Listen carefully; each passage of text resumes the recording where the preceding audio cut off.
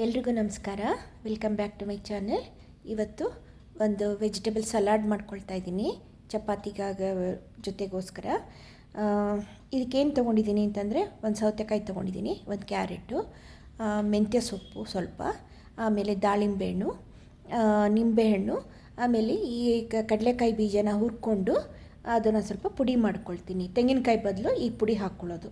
ಒಂದು ಸ್ವಲ್ಪ ಚಾಟ್ ಮಸಾಲ, ಕೆಂಪೆಣಸಿನ್ಕಾಯಿ ಪುಡಿ, ಉಪ್ಪು ಮತ್ತು ಒಗ್ಗರಣೆ ಹಾಕ್ಕೊಂಡಿದ್ದೀನಿ. ಸಾಸಿವೆ, ಜೀರಿಗೆ, ಇಂಗು, ಉದ್ದಿನಬೇಳೆ ಮತ್ತು ಮೆಂತ್ಯ ಮೆಣಸಿನ್ಕಾಯಿ ಹಾಕ್ಬಿಟ್ಟು ಒಗ್ಗರಣೆ ಹಾಕ್ಕೊಂಡಿದ್ದೀನಿ.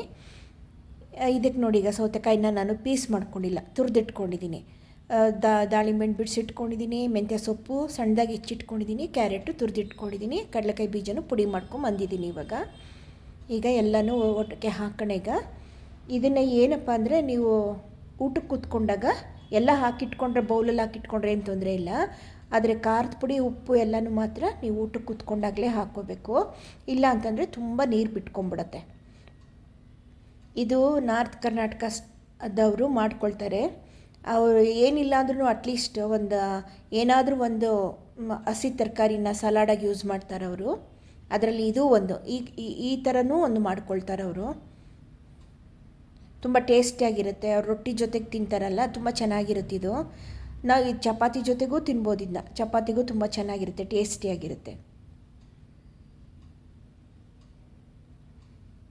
ಮೆಂತ್ಯ ಸೊಪ್ಪು ಏನು ಕಹಿ ಬರಲ್ಲ, ತುಂಬಾ ಟೇಸ್ಟಿಯಾಗಿ ಅನಿಸುತ್ತೆ. ಮಾಡ್ಕೊಂಡು ನೋಡಿ, ಗೊತ್ತಾಗುತ್ತೆ.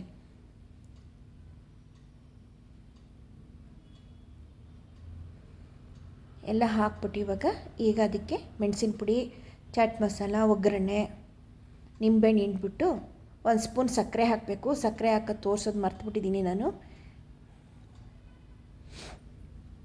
ಉಪ್ಪು ಹಾಕ್ಬಿಟ್ಟು ಕಲಸೋದು ಅಷ್ಟೇ.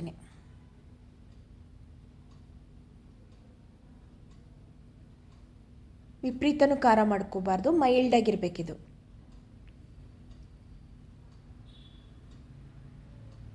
ನೋಡ್ಕೊಂಡು ಹಾಕ್ಕೋಬೇಕಷ್ಟೇ. ಚೂರು ಚಾಟ್ ಮಸಾಲ,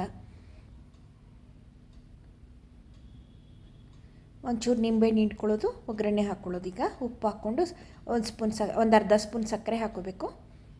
ಆಮೇಲೆ ಇದು ಹುರಿದಿಟ್ಕೊಂಡು ಪುಡಿ ಮಾಡ್ಕೊಂಡಿದ್ನಲ್ಲ, ಕಡಲೆಕಾಯಿ ಬೀಜದ ಪುಡಿ, ಅದನ್ನು ಹಾಕ್ಕೊಂಡು ಮಿಕ್ಸ್ ಮಾಡಿದ್ರೆ ಸಲಾಡ್ ರೆಡಿ.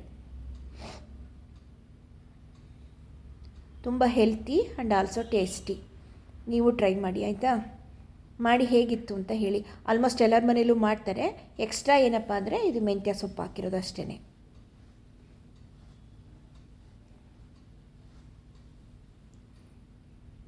ಒಗ್ಗರಣೆ ಹಾಕ್ಕೊಳ್ತಾ ಇದ್ದೀನಿ ನೋಡಿ. ಅದಕ್ಕೆ ನೀವು ಕಡಲೆಕಾಯಿ ಬೀಜದ ಪುಡಿ ಬೇಡ ಅಂತಂದರೆ ತೆಂಗಿನಕಾಯಿ ಹಾಕ್ಕೋಬೋದು. ಅದು ಬೇಡ ಅಂದರೆ ಹಾಗೆ ಕಲಿಸ್ಕೊಂಡು ತಿನ್ಬೋದು.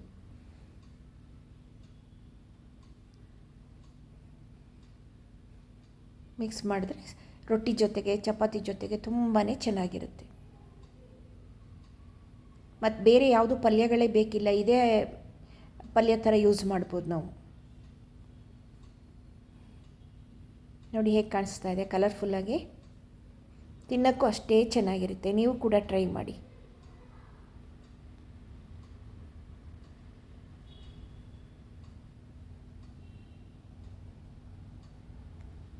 ಓಕೆನಾ? Thank you.